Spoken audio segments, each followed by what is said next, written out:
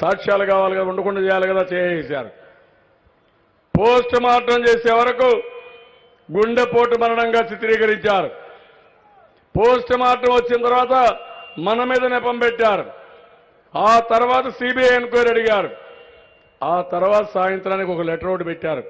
ఆ లెటర్లో మీరు చూసుంటారు. ఏమని?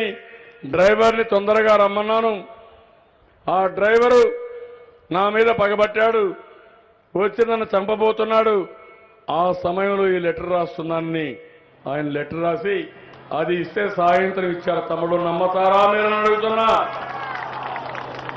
అది మరణ వాంగ్మూలం.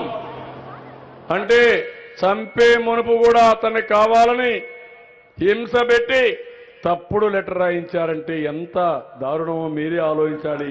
ఎంత మానవత్వం లేని మనుషులు వీళ్ళు. వీళ్ళు మనుషులైన తమ్ముళ్ళు అని మిమ్మల్ని అడుగుతారు. రాక్షసులు అవునా కాదా మీరే చెప్పండి. రేపు ఈ రాష్ట్రం ఏమవుతుంది? ఇలాంటి వ్యక్తులకు ఒక ఓటేసినా ఏమవుతుందో మీరే ఆలోచించండి. ఇక్కడే ఉంది సాక్షి పేపర్, పనికి మాలిన టీవీ. 9:12 ఇది గుండెపోటు మరణం వేశారా లేదా మీరు అడుగుతున్నా. 5:30 గంటలకు తెలిస్తే 8 గంటలకు ఫిర్యాదు ఇస్తే ఎందుకు గుండెపోటు మరణంగా చెప్పారో పనికి మారిన ఈ సాక్షి టీవీ చెప్పాల్సిన అవసరం ఉంది.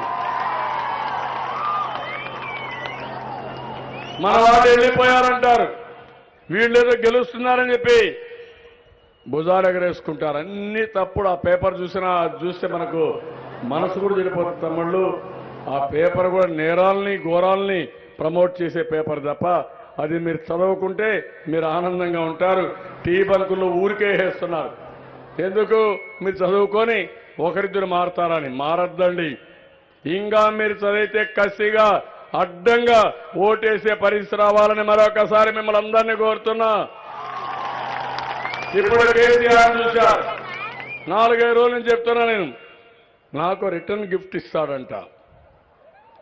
ఏం తమ్ముళ్ళు ఒప్పుకుంటారా మీరు? 1,00,000 కోట్ల రూపాయల ఆస్తులు. నేనే కష్టపడ్డా, ప్రపంచం మొత్తం తిరిగా, కాలి నడకం తిరిగా, తెలుగు జాతి కోసం అభివృద్ధి చేశా. ఒక ఇంటర్నేషనల్ ఎయిర్పోర్ట్, ఒక సైబరాబాద్ నగరం, ఒక ఔటర్ రింగ్ రోడ్, ఒక ఐఎస్బి, ఒక ట్రిపుల్ ఐటీ, ఏది చేసినా ఆ రోజు నేనే చేశా. ఈరోజు ఆస్తి వదులుకొని వచ్చా, అన్యాయాన్ని వదులుకొని వచ్చా. 60 సంవత్సరాల కష్టం హైదరాబాద్ వదులుకొని, నేను చేసిన కష్టాన్ని వదులుకొని మళ్ళా కొత్త జీవితం, ఏమీ లేని జీవితం, నెత్తిన అప్పు. అదే మరి ఆస్తులు లేవు, ఆదాయం లేదు. అక్కడి నుంచి ప్రారంభించా. బస్సులోనే నా తొలి బస్సే నా ఆఫీసు. హైదరాబాద్ నుంచి ఆఫీసులు వచ్చి మళ్ళా వెళ్ళిపోయేవాళ్ళు, నేను ఇక్కడే ఉండేవాడిని. అక్కడి నుంచి ప్రారంభం ఈ స్థాయికి తీసుకొచ్చా.